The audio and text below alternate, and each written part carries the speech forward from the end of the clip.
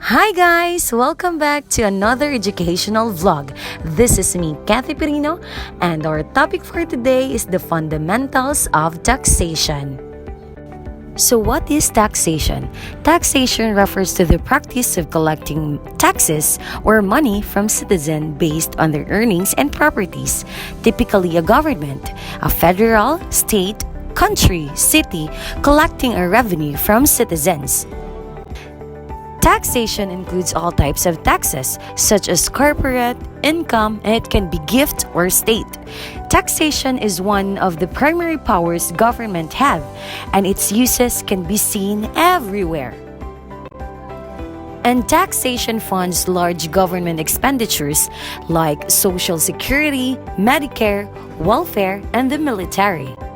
We have also local and national parks like public libraries, public roads, city airports, court system, food and drug safety departments, public education, and others. And what is the purpose of taxation? So the primary purpose of taxation is to provide funds or property with which to promote the general welfare of its citizens and to enable it to finance its multifarious activities. And the secondary purposes is to strengthen the anemic enterprises by giving tax exemptions and to protect local industries against foreign competition through imposition of high customs duties on imported goods. Next, we have the canons of taxation.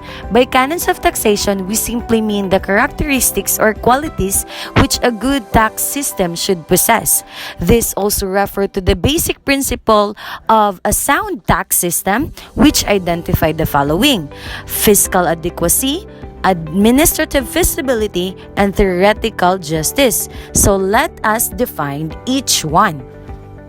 So first, we have here the fiscal adequacy, which means the sources of revenue must be sufficient to meet government expenditures and other public needs. The second one is the administrative feasibility. The payment of taxes must be taxpayer-friendly.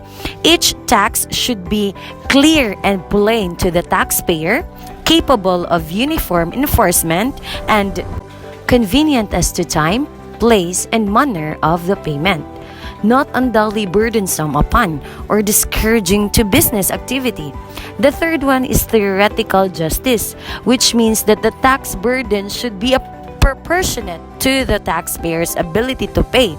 This is the so-called ability to pay principle. What is the basis of Constitution? So we have here the fundamental law of the land, or called Constitution. Next, we have the statutes, laws passed by the Congress, or presidential decrees. Next, we have Bureau of International Revenue Rules and Regulation. Like an example, the 2021 Revenue Regulation Number 1 that implements the tax incentives and fee privileges for the procurement, in importation, donation, storage, transport, deployment, and administrative of the COVID-19 vaccines under the Republic Act Number 11525 or the COVID-19 Vaccination Program Act of 2021 that was issued on April 8, 2021 and published in Malaya Business Insight on April 12, 2021. Also, the judicial decision on tax cases by the Supreme Court, the provincial, city, and municipal ordinances, and the observance of the international agreements and administrative rulings and opinions. Next, we have the situs of taxation. Situs is the Latin term for place or location. It refers to the place where taxes are to be paid. We have here first the income tax. Talking about the income tax, this is paid either in the place where the income is earned or the place of residence of the taxpayer. The second one is the real property tax. This is paid where the property is situated. The third one is the personal property tax. Taxes or intangible properties are paid in the place where the property is located, similar to the real property tax. Situs of taxation of intangible properties is the owner's domicile. This refers to the place of permanent residence of the owner. The fourth one is the business and occupation taxes. This is paid in the place where the business or occupation is located. Next is the limitation of taxation. Inherent limitations are rooted in the nature of taxation itself. These are the limitations that are not affected by changes in the provisions of the Constitution. So first, we have here the tax revenues must only be used for public purposes. Second, there should be proper delegation of legislative power to tax. Third, government entities are exempted. Fourth, there are territorial jurisdiction. And lastly, there is an observance of international law. We have also here the constitutional limitation of taxation, or those limitations provided in the Constitution. These limitations are more subject to change when a new constitution is introduced in the country. So first, we have here the observance of due process of law. As the Article 3, Section 14.1 of the Constitution says that no person shall be held to answer for a criminal offense without due process of law. Second is the equal protection of the law. On the Article 3, Section 1, no person shall be deprived of life, liberty, or property without due process of law, nor shall any person be denied the equal protection of the laws. The third one, we have here the uniformity and equity rule. On the Article 6, Section 28.1, that the rule of taxation must be uniform and equitable and likewise progressive. The fourth one is the non-imprisonment for non-payment of poll tax. So, on Article 3, Section 20 stated that no person shall be imprisoned for a debt or non-payment of a poll tax.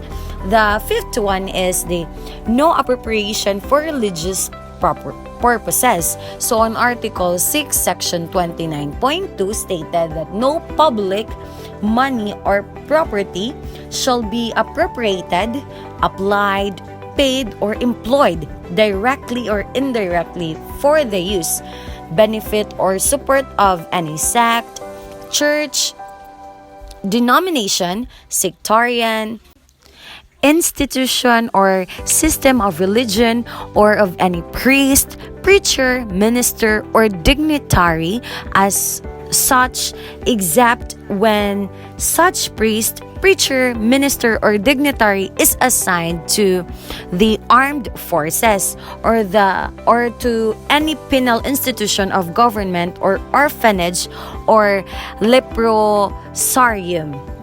But charitable institutions like churches and personages or convents or appurtenant tereto, mosques, non-profit cemeteries, and all lands, buildings, and improvement actually, directly, and exclusively used for religious, charitable, or educational purposes shall be exempt from taxation.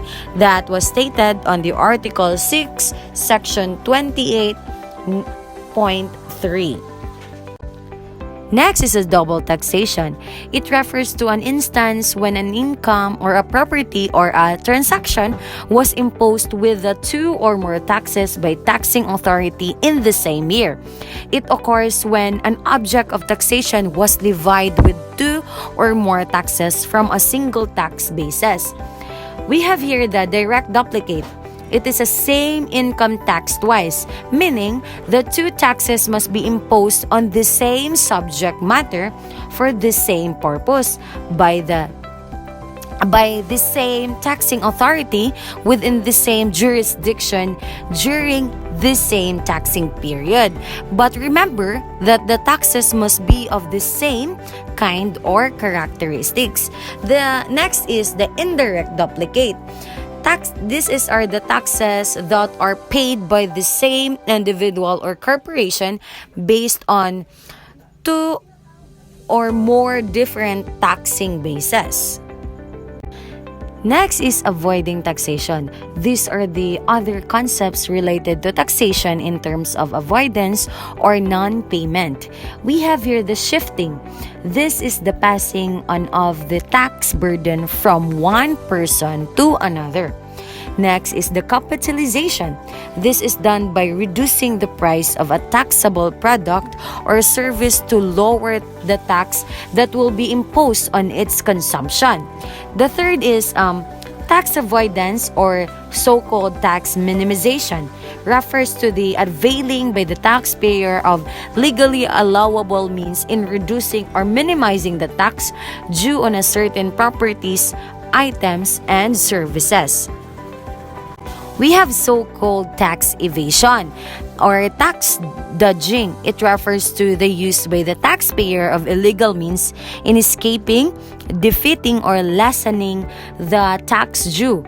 And the last one is the tax exemption, the bestowal of immunity by the taxing authority on a taxpayer from the obligation of the taxpayer. That's it, guys. Thank you for watching and I hope you learned something. Until next time, bye!